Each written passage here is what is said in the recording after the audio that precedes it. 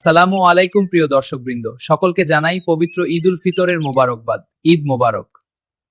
পবিত্র মাহে রমজানের সাওম পালনের পর ঈদ মুসলমানদের জন্য আনন্দের দিন।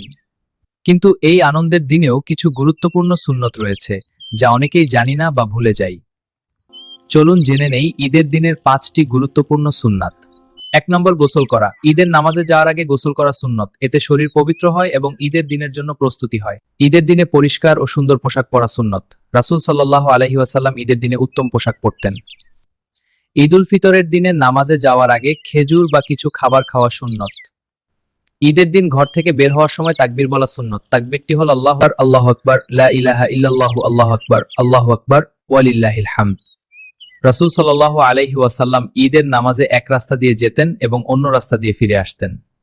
তাই আসুন, এই ঈদে আমরা শুধু আনন্দই না, রাসূল সাল্লাল্লাহু আলাইহি ওয়াসাল্লামের সুন্নত পালন করি। ভিডিওটি ভালো লাগলে লাইক, শেয়ার এবং ফলো করতে ভুলবেন না। আপনার সাপোর্ট আমাদের অনুপ্রাণিত করে। ধন্যবাদ। আসসালামু আলাইকুম ওয়া রাহমাতুল্লাহি ওয়া বারাকাতুহু।